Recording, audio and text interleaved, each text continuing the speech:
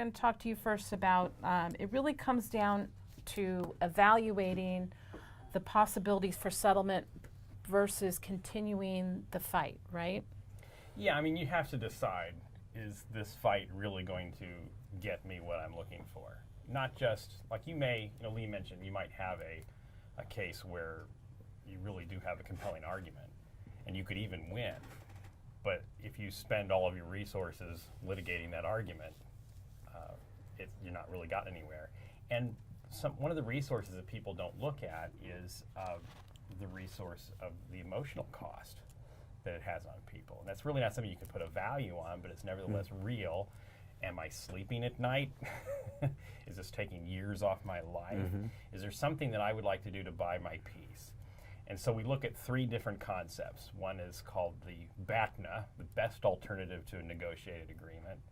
And the other is called the WATNA, which is the worst alternative to a negotiated agreement. And then what we call NAN, which is what it would be like if you had a negotiated agreement now. And so a lot of times people come into a mediation or into a negotiation and they're not sure where their BATNA or where their WATNA lies. They may think they have a better case than they really do. And so part of what I do as a mediator is to help kind of do some reality testing, even sometimes with the attorneys. Are you really sure that you're gauging how good your case is and whether it's worth it to go to court? Because you could go to court and maybe you'll win, but maybe you'll lose. And if you lose, what would that look like for you?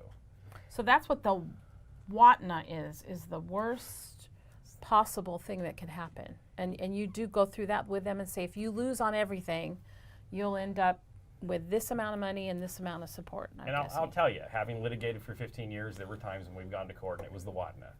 You know, I hate to admit it as a litigator, but it wasn't you though. It wasn't. It had to be my client. But you know, it happens. You know, I've gone to court and I've been absolutely shocked and shaking my head, surprised at what the judge did. You know, and there's been times when I've gone to court. Sure, I had a stinker of a case I was going to lose, and I came out with my best alternative. You know, so that does happen. But also sometimes I may think, you know, I may have a good case, but I may think it's better than it is.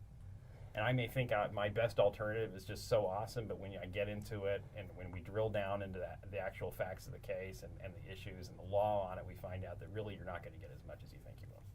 And then you go through their BATNA, which is their best alternative. If you win on everything, it's going to look like this. If Christmas happens in your case, this is what it'll look like. And a lot of times, you know, I'll have clients, sometimes even attorneys, come in very confident in their case, and we start drilling in and we realize that it's not as good as you think it is. And so that can kind of help people kind of get to a place where they realize maybe we're actually closer than we thought we were. And then the other issue is, like, you know, what would my life be like, regardless of what my BATNAs and WATNAs are? What would my life be like if I could be done? And just get this behind me. I had a couple yesterday in my office, and that was very much on their minds. They needed this over. They came in with their attorneys, and they were looking at me pleadingly, "Can you please save me from this hell?" And it was no exaggeration.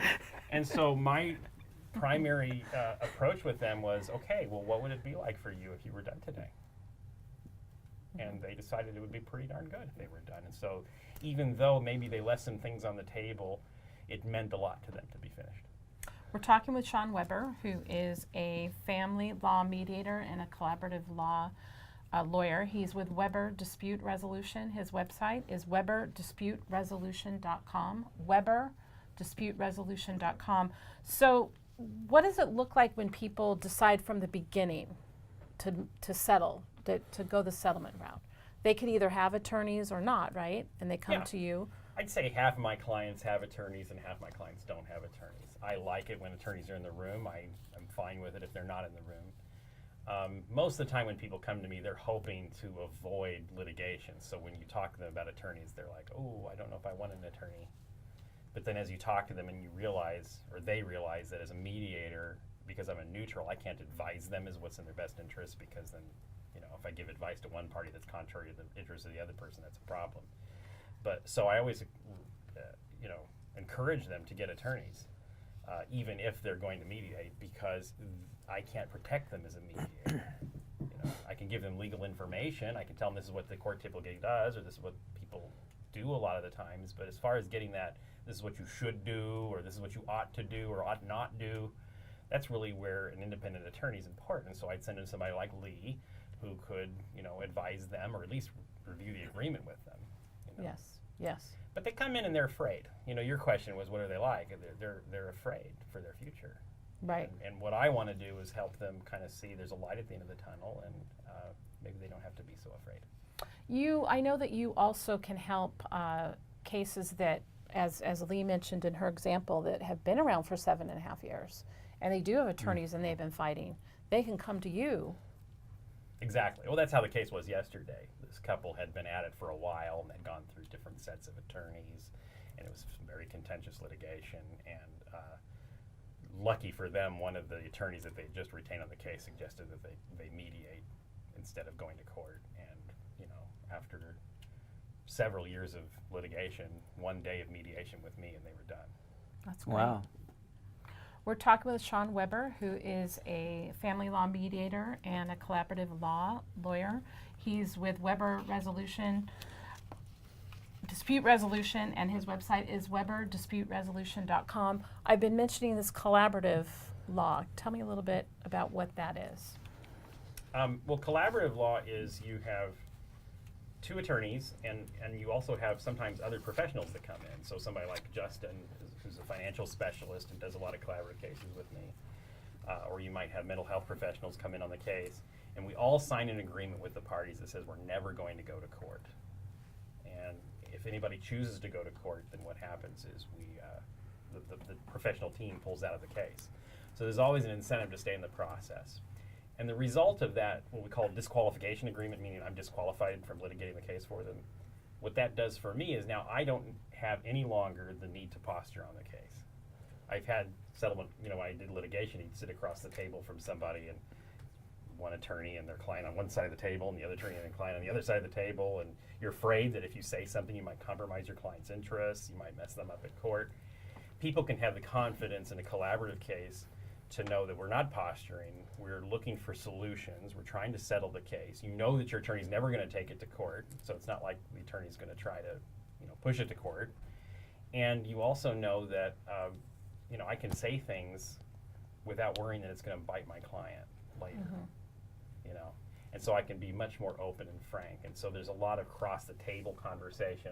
I'm just as friendly with the other attorney or the other attorney and the other spouse as I am with my own client. And the team works together from all sorts of angles, from financial, emotional, and legal angles, to help the parties find a resolution. So there's a lot of different roads that people can take, and it all could end up them working together to come up with a solution at any point. That's right. I believe very strongly in tailoring the process to the family instead of the family to the process. And so when people meet with me for the first time, we'll talk about the choice that they make for a process. The choice of how you divorce is almost as important as the decision to divorce. Great. Shawn Weber, who is a collaborative and a family law mediator with Weber Dispute Resolution, and his website is weberdisputeresolution.com.